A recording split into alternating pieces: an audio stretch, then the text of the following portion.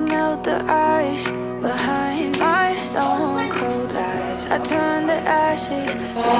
Just sometimes inhale your smoke, but you still act surprised. Halo semuanya, Assalamualaikum. Selamat datang di YouTube channel aku, Nurindra Kuncahyani. Apa kabar semua? Semoga dalam keadaan baik dan sehat walafiat ya, amin. Di video kali ini aku mau share lagi ke kalian tentang kegiatan aku sebagai ibu rumah tangga di kontrakan 3 petak. Di video kali ini aku mau share ke kalian tentang kegiatan aku. Ini tuh kegiatan aku waktu Idul Adha kemarin ya teman-teman. H-1 Idul Adha sama pas Idul Adha-nya. Semoga kalian betah ya nontonnya. Jadi di hari Minggu ini aku produktif ya teman-teman. Aku lagi lipatin baju, terus rencana aku mau bikin kue kering. Jadi ikutin terus videonya sampai habis ya. Nah ini tuh sudah lama sih, itu apa sih namanya, lipatan baju aku. Terus aku lipat memang pas sekalian bikin video gitu ya kan, sekalian juga nunggu suami aku di rumah. Karena kalau misalnya hari Sabtu kemarin tuh dia masih kerja teman-teman, jadi dia tuh liburnya cuma hari Minggu aja. Nah alhamdulillah juga hari ini aku tuh bisa ngonten bareng Pak Suami ya. Karena aku udah lama ya pingin bikin konten bareng Pak Suami lagi, cuma selalu gak sempat gitu loh waktunya. Entah dia yang ada kegiatan pas hari Minggu, atau misalnya pas kita bangunnya lagi siang atau lagi gak produktif gitu teman-teman. Jadi alhamdulillah ini ada kesempatan, ada 2 hari dia di rumah, kesempatan bisa bikin konten bareng Pak Suami. Oh ya, Idul Adha kemarin di tempat kalian gimana nih teman-teman? Ada yang kayak Idul Fitri suasananya, atau misalnya flat aja kayak hari libur biasa gitu teman-teman? Boleh share di kolom komentar ya, terima kasih. Kalau misalnya di Balikpapan sendiri itu yang rame pas Idul Fitri ya teman-teman. Kalau misalnya pas Idul Adha kayak gini tuh sama kayak hari libur biasa.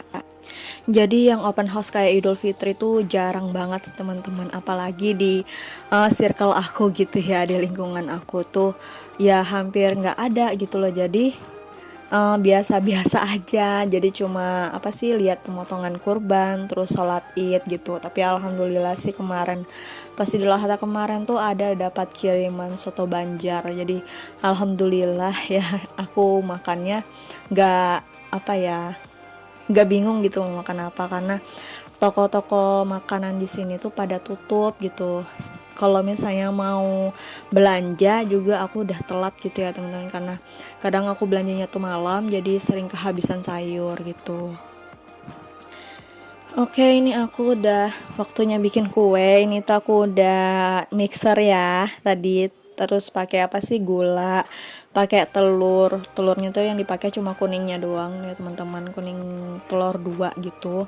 Nah terus aku tuh ada salah step gitu loh teman-teman, jadi harusnya gulanya tuh dihalusin dulu gitu, harusnya pakai gula halus gitu, tapi aku malah pakai gula pasir. Nah itu tuh jadi kayak gimana ya, hasilnya tuh kurang mulus gitu loh teman-teman, tapi tetap manis, memang kuehnya enak, jadi kayak cookies biasa gitu loh rasanya. Cuma dia agak kayak apa ya, kelai waktu di mixer gitu loh, jadi ada aku kasih air sedikit. Nah ini adonannya udah rata, udah bagus ya, udah kalis. Tapi sebenarnya aku tuh pas ngadon ini kurang mentega gitu ya teman-teman, jadi kuenya tuh keras banget teman-teman, benar-benar keras kayak es batu gitu deh pokoknya kerasnya. Mending es batu ya cair, kalau misalnya ini kan kue nggak bisa cair, jadi emang makannya tuh effort teman-teman, kadang bikin sakit gigi. Tapi alhamdulillah sih ini kita makan fan aja, nggak ada yang sakit gigi. Paling pas gigit pertama tuh aja keras, cuma kalau misalnya yang berikutnya tuh udah nggak keras gitu ya. Ini karena aku nih baru pertama kali sih bikin kue kayak gini, bikin kue kering, karena kemarin tuh aku sempat bikin, cuma aku udah lupa banget stepnya, soalnya tuh udah beberapa tahun yang lalu aku bikin. Nah ini aku bikin lagi, nyoba lagi, ternyata nyoba setelah sekian lama nyoba lagi, jadi kayak baru pertama kali nyoba gitu, gagal. Menurut aku gagal.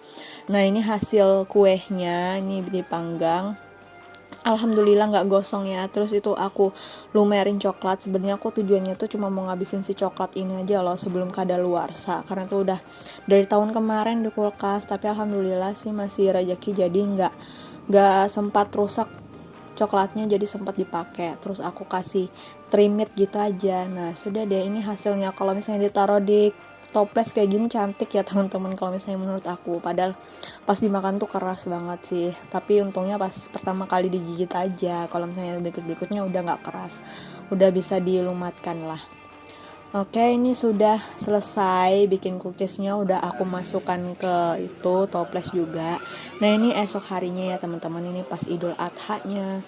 Alhamdulillah tahun ini aku tuh pertama kali ya selama nikah 5 tahun itu baru bisa sholat Idul Adha teman-teman.